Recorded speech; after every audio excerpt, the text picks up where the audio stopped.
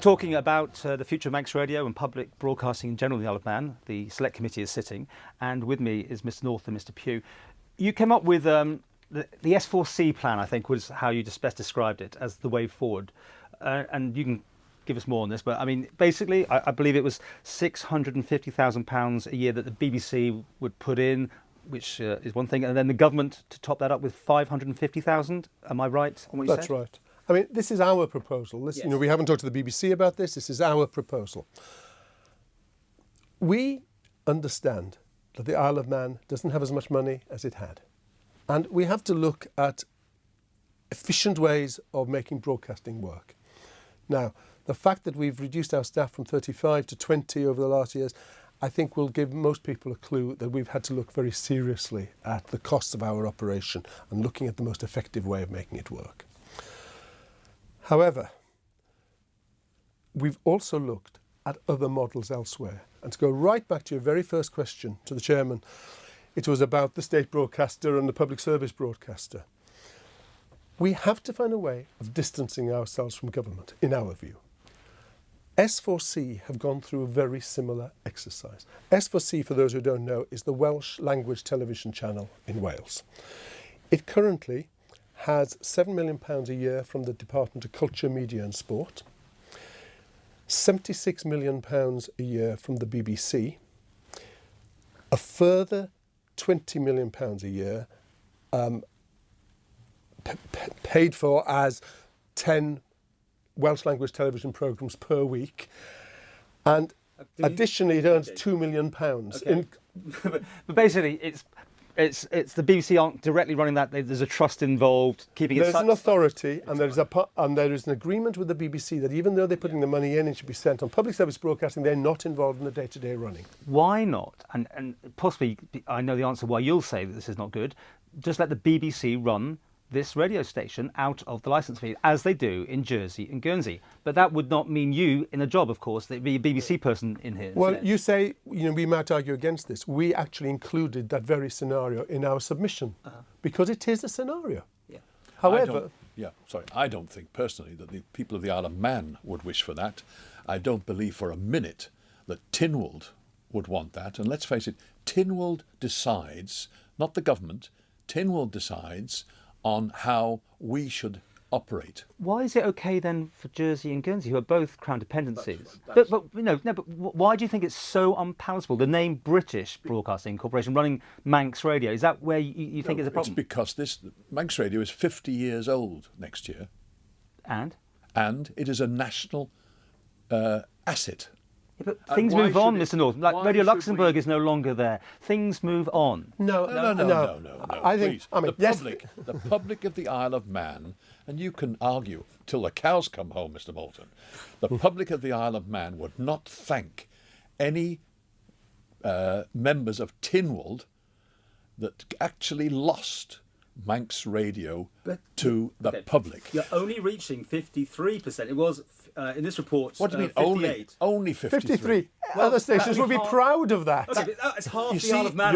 your attitude, you see, is the same as a lot of other people. I'm just asking the questions that people ask. No, you can see, you see. Why is it not so?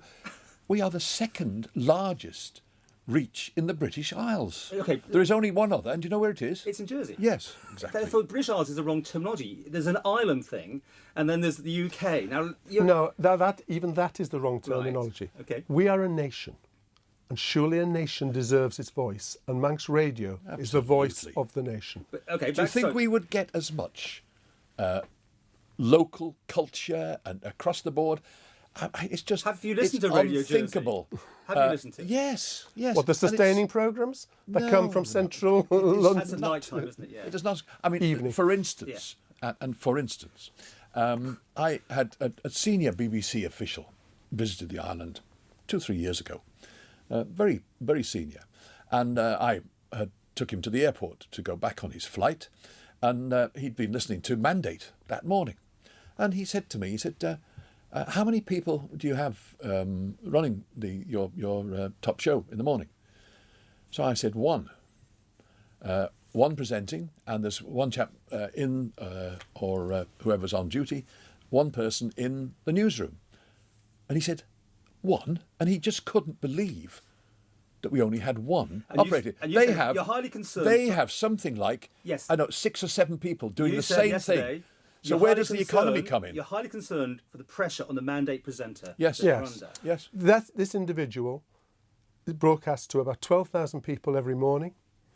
Technology is never 100% reliable. They can't just play another CD. This is our current affairs programme. So when the technology stops working, not only do they have to maintain and sustain the programme, they actually have to try and fix the technology. This is totally unacceptable, but it's forced upon them purely because we have no further resources. We've done a rough costing. I mean, to operate ours compared to a local area station, we are about a quarter of the cost of another station comparable. Okay, let's move on. Is that good value for money or not? They put in the very end yesterday that they're going to send someone over. This is the committee Yes. to have a look at you. I mean, that was a bit of a bolt out of the blue. Was it for you as well? Yes. Yeah, I think it was. Well, yes, we don't know who it is yet. No It's a bit idea. puzzling that a committee are going to send somebody over, but Yeah, they've done that on other select committees. Okay. Well, I was It's not unusual. from high sources that they thought it was unusual that they've done this. Let's put it that way. I think what was, what is so frustrating when you run Manx Radio is that over the years there's been the Cole report, the Darwin report, the value for money, and the report, ad infinitum. Mountains and hours and hundreds of hours. And every one of them comes to the same conclusion. We're underfunded. Now then, I don't believe that there are efficiencies to be made here. What you have to do is to look at how you're going to structure us so that we can survive for the future. Because I believe there is a commitment to Manx Radio from right across the island.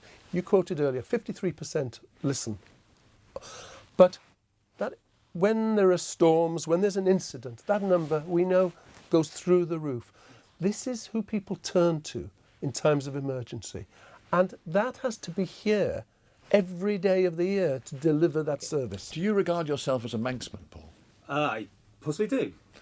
Well, I can't think of any true Manxman who would want to lose Manx Radio to a regional BBC station. I cannot believe Well, it. finally, just to finish on this, you mentioned. I know you've done Granada and BBC. You trailed it on the news that you were going to be at this meeting. Yes, on the news the other day before you met. It was on from all morning. And We didn't trail it. no, the news did. Our And they news were did. saying it's open to the public. Yes, correct? yes. Now, And nobody was there. Not one person from the public was there. Now, doesn't that make you slightly worried that No. people aren't worried anymore about this whole thing? No. No, because I believe they'd expect to hear all about it on Manx Radio, as they will. But, well, Listen tomorrow morning. Today- Well, Paul. Tuesday. it's the day after. Oh, sorry, yes. Hang on, it's the day after now, and it hasn't been on Manx Radio yet, has No, it? it was supposed to go in, but this morning happened to be a very big news, and our news team decided that this wasn't as important. That was their It's decision. not that important. So it's going to go on Tuesday because there's a bank holiday. Is that what you're saying? Yes. So we'll have it on first then. Right, well, We don't have mandate on a Monday, on a public holiday. because you can't afford it. Is that what you're saying? True. Listen, gentlemen, I mean, obviously I've got a dear with this place. Keep obviously, we've got going. many we years. could We'll go on talk for to you. hours, couldn't You ask the But it's questions. interesting. People are interested. I mean, the viewing Absolutely. numbers on these items are big. So Yes. I was trying to Look at the- confused that no one wanted to come and see you talk about this, No. and yet they want to watch this. And But wanna hear the about it. one point Paul? I would add to that, if I may, is that we carried out this, or research was carried out on our behalf. Just about to bring up. 850 people took part in that. How many government, what's the word I'm looking for, with the consultations, actually have that number of people? Very few. Okay, we could talk loads about this, but I mean, people might say it was a bit flawed because the company that did it has got an association with you. The questions weren't. No, they haven't. It's weren't very. independent. I mean, it was a bit. Are you saying they're not independent? And I'm trying to say that the questions were leading. You could tell that Manx Radio were behind it. You know, when you do any. Well, any Manx survey, Radio you know what they're commissioned doing. it, but we did not set the questions. I think you take my point that you know Yes. roughly where you're going with certain surveys, and that was. But obviously- I mean, the research was very interesting. it was okay. It was. Gentlemen, thank you very much. Maybe we can do this again, and Yes, I mean that Yes. research is a whole program on its own. fine. We will be back talking to the gentleman in the future.